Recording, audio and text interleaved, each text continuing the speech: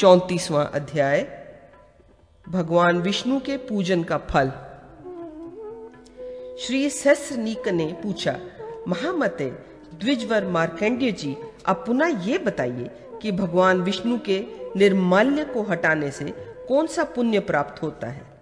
मार्कंडेय जी बोले, राजन, नृसिंह स्वरूप भगवान केशव के निर्माल्य हटाकर जल से स्नान कराने से मनुष्य सब पापों से मुक्त हो जाता है तथा संपूर्ण तीर्थों के सेवन का फल प्राप्त कर विमान पर आरूढ़ हो स्वर्ग को चला जाता है और वहां से श्री विष्णु धाम को प्राप्त होकर अक्षय काल पर्यंत आनंद का उपभोग करता है। भगवान नरसिंह, आप यहाँ पधारें। इस प्रकार अक्षत और पुष्पों को द्वारा यदि भगवान का आवाहन करे तो राजेंद्र, इतने से भी वह मनुष्य सब पापों से मुक्त हो जाता है। देवदेव नृसिंह को विधि पूर्वक आसन, पाद्य, अर्घ्य और आचमनीय अर्पण करने से भी सब पापों से छुटकारा मिल जाता है। नराधिप भगवान नृसिंह को दूध और जल से स्नान कराकर मनुष्य सब पापों से मुक्त हो विष्णु लोक में प्रतिष्ठित होता है। जो एक बार भी भगवान को देही से स्नान कराता है वह निर्मल एवं सुंदर शरीर धारण कर सुरवरों से पूजित होता हुआ विष्णु लोक को जाता है। जो मनुष्य मधु से भगवान को नहलाता हुआ उनकी पूजा करता है वह अग्नि लोक में आनंदोपभोग करने पुनः विष्णुपुर बैकुंठ धाम में निवास करता है। जो स्नान काल में श्री नरसिंह के विग्रह को शंख और नगारे का शब्द कराते हुए विशेष रूप से घी से स्नान कराता है वह पुरुष पुरानी केंचुल को छोड़ने वाले सांप की भांति पाप कंचुक को त्याग कर दिव्य विमान पर आरूढ़ हो विष्णु लोक में प्रतिष्ठित होता है। महाराज, जो देवेश्वर भगवान को भक्ति पूर्वक मंत्र पाठ करते हुए पंचगव्य से स्नान कराता है उसका पुण्य अक्षय होता है। जो गेहूं के आटे से देवदेश्वर भगवान को उपटन लगाकर गर्म जल से उन्हें नहलाता है वह वरुण लोक को प्राप्त होता है।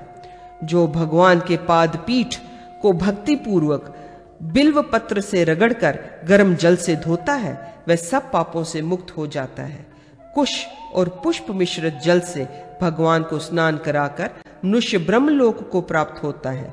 रत्न युक्त जल से स्नान कराने पर सूर्य लोक को और स्वर्ण युक्त जल से नहलाने पर कुबेर लोक को प्राप्त करता है।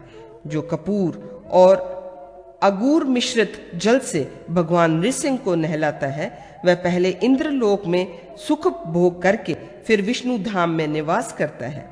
जो पुरुष श्रेष्ठ तीर्थों के पवित्र जल से गोविंद को भक्ति पूर्वक स्नान कराता है वह आदित्य लोक को प्राप्त करके पुनः विष्णु लोक में पूजित होता है। जो भक्ति पूर्वक भगवान को युगल वस्त्र पहनाकर उनकी पूजा करता है वह चंद्र लोक में सुख भोग करके पुनः विष्णु धाम में सम्मानित होता है। राजेंद्र, जो कुमकुम, अगुरु और चंदन के अनुलेपन से भगवान के विग्रह को भक्ति पूर्वक अनुलिप्त करता है वह करोड़ों कल्पों तक स्वर्ग लोक में निवास करता है। जो मनुष्य मल्लिका, मालती, जाति, केतकी, अशोक, चंपा, पुनाग, नागकेसर, बकुल, उत्पल जाति के कमल, तुलसी, कनेर, पलाश इनसे तथा अन्य उत्तम पुष्पों से भगवान की पूजा करता है वह प्रत्येक पुष्प के बदले 10 स्वर्ण मुद्रा दान करने का फल प्राप्त करता है। जो यथा प्राप्त उपयुक्त पुष्पों की माला बनाकर उससे भगवान विष्णु की पूजा करता है वह सैकड़ों और हजारों करोड़ों कल्पों तक दिव्य विमान पर आरूढ़ हो विष्णु लोक में आनंदित होता है। जो छिद्र रहित अखंडित बिल्व पत्रों और तुलसी दलों से भक्ति पूर्वक श्री नृसिंह का पूजन करता है वह सब पापों से सर्वथा मुक्त हो सब प्रकार के भूषणों से भूषित होकर सोने के विमान पर आरूढ़ हो विष्णु लोक में सम्मान पाता है। राजेंद्र, जो माहिष, गुगुल, घी और शक्कर से तैयार की हुई धूप को भगवान नरसिंह के लिए भक्ति पूर्वक अर्पित करता है वह सब दिशाओं में धूप करने से सब पापों से रहित हो अपसराओं से पूर्ण विमान द्वारा वायु लोक में विराजमान होता है और वहां आनंदोपभोग के पश्चात पुनः विष्णु धाम में जाता है। जो मनुष्य विधि पूर्वक भक्ति के साथ घी अथवा तेल से भगवान विष्णु के लिए दीप प्रज्वलित करता है, उस पुण्य का फल सुनिए। वह पाप पंख से मुक्त होकर हजारों सूर्य के समान कांति धारण कर ज्योतिर्मय विमान से विष्णु लोक को जाता है। जो विद्वान हविष्य घी शक्कर से युक्त अघहीन का चावल, जौ की लपसी और खीर भगवान नरसिंह को निवेदन करता है, वह वैष्णव चावलों की संख्या के बराबर वर्षों तक विष्णु लोक में महान भोगों का उपभोग करता है। भगवान विष्णु संबंधी बलि से संपूर्ण देवता तृप्त होकर पूजा करने वाले को शांति, लक्ष्मी तथा आरोग्य प्रदान करते हैं। राजकुमार भक्ति पूर्वक देव विष्णु की एक बार प्रदक्षिणा करने से मनुष्यों का जो फल मिलता है उसे सुनिए। वह सारी पृथ्वी की परिक्रमा करने का फल प्राप्त करके बैकुंठ धाम में निवास करता है। जिसने कभी भक्ति भाव से भगवान लक्ष्मीपति को नमस्कार किया है, उसने अनायास ही धर्म, अर्थ, काम और मोक्ष रूप फल प्राप्त कर लिया। जो स्तोत्र और जप के द्वारा मधुसूदन की उनके समक्ष होकर स्तुति करता है, वह समस्त पापों से मुक्त होकर विष्णु लोक में पूजित होता है। जो भगवान के मंदिर में शंख, तुरही आदि बाजों के शब्द से युक्त गान बजाना और नाटक कराता है, वह मनुष्य विष्णु धाम को प्राप्त होता है।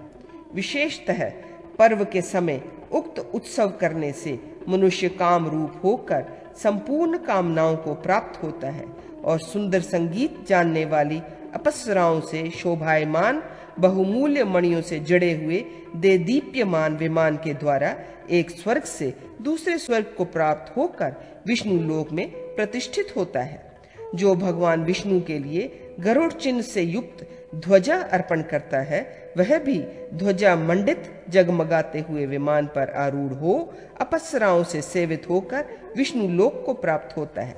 नरेश्वर, जो स्वर्ण के बने हुए दिव्य हार, केयूर, कुंडल और मुकुट आदि आभरणों से भगवान विष्णु की पूजा करता है, वह बुद्धिमान सब पापों से मुक्त और सब आभूषणों से भूषित होकर जब तक 14 इंद्र राज्य करते हैं तब तक इंद्रलोक में निवास करता है। जो विष्णु की आराधना करने उनके लिए दुधार, कपिला, गौ दान करता है और उस भगवान नृसिंह के समक्ष उसका उत्तम दूध थोड़ा सा भी अर्पण करता है, वह विष्णु लोक में सम्मानित होता है तथा राजन उसके पितर चिरकाल तक श्वेत द्वीप में आनंद भोगते हैं। भूपाल, इस प्रकार जो नरश्रेष्ठ नरसिंह स्वरूप भगवान विष्णु का पूजन करता है, उसे स्वर्ग और मोक्ष दोनों ही प्राप्त होते हैं, इसमें संशय नहीं है। नृप, जहाँ मनुष्यों द्वारा इस प्रकार भगवान नरसिंह का पूजन होता है, वहाँ रोग, अकाल और राजा तथा चोर आदि का भय नहीं होता। इस विधि से लक्ष्मीपति नरसिंह की आराधना करके मनुष्य नाना प्रकार के स्वर्ग सुख भोगता है और पुनः उसे माता का दूध नहीं पीना पड़ता, वह मुक्त हो जाता है। जिस गांव में प्रतिदिन घी और तिल से होम होता है, उस गांव में अनावृष्टि, महामारी आदि दोष तथा अग्निदाह आदि किसी प्रकार का भय नहीं होता। जिस गांव में गांव का मालिक वेद वेता ब्राह्मणों द्वारा नरसिंह की आराधना कराकर 1 लक्ष होम कराता है, वहां मेरे कथा अनुसार ये कार्य संपन्न होने पर महामारी आदि प्रत्यक्ष उपद्रव से कर्ता का तथा उस गांव में रहने वाली प्रजा का अकाल मरण नहीं होता। इसलिए भगवान नरसिंह के मंदिर में भली प्रकार से आराधना करनी चाहिए। नरेश, इसी प्रकार शंकर जी के मंदिर में भी संयमशील ब्राह्मणों के द्वारा उन्हें भोजन और दक्षिणा देकर 1 करोड़ की संख्या में हवन कराना चाहिए। नृपश्रेष्ठ, उसके करने पर भगवान नरसिंह के प्रसाद से प्रजा वर्ग का आकस्मिक उपद्रव तथा मृत्यु भय शांत हो जाता है। घोर दुस्वप्न देखने पर और अपने ऊपर ग्रहजन्य कष्ट आने पर होम और ब्राह्मण भोज कराने से उसका दोष मिट जाता है। दक्षिणायन या उत्तरायण आरंभ होने पर, विश्व काल में अथवा चंद्रमा तथा सूर्य का ग्रहण होने पर भगवान नरसिंह की आराधना करके लक्ष्य होम कराना चाहिए। राजेंद्र, योग करने से उस स्थान के निवासियों के विघ्न की शांति हो जाती है। नरेश्वर, भगवान नरसिंह की पूजा ऐसे अनेकों फल हैं। भूपाल नंदन, यदि तुम सदगति चाहते हो तो नृसिंह का पूजन करो। इससे बढ़कर कोई भी कार्य ऐसा नहीं है जो स्वर्ग और मोक्ष रूप फल देने वाला हो। देवदेव नृसिंह की पूजन राजाओं के लिए तो बहुत ही सुकर है, परंतु जो अरण्य में रहते हैं उन्हें भी भगवान की पूजा के लिए वृक्षों के पत्र पुष्प बिना मूल्य प्राप्त हो सकते हैं। जल, नदी और तड़ाग आदि में सुलभ है ही, और भगवान नृसिंह भी सबके लिए समान है। केवल उन उपासना के साधन भूत कर्म में मन की एकाग्रता चाहिए। जिसने मन का नियमन कर लिया है, मुक्ति उसके हाथ में ही है। मार्कंडेय जी बोले, इस प्रकार भृगु जी की आज्ञा से मैंने तुमसे यहाँ भगवान विष्णु के पूजन का वर्णन किया है। तुम प्रतिदिन भगवान विष्णु का पूजन करो और बोलो, अब मैं तुम्हें और क्या बताऊं।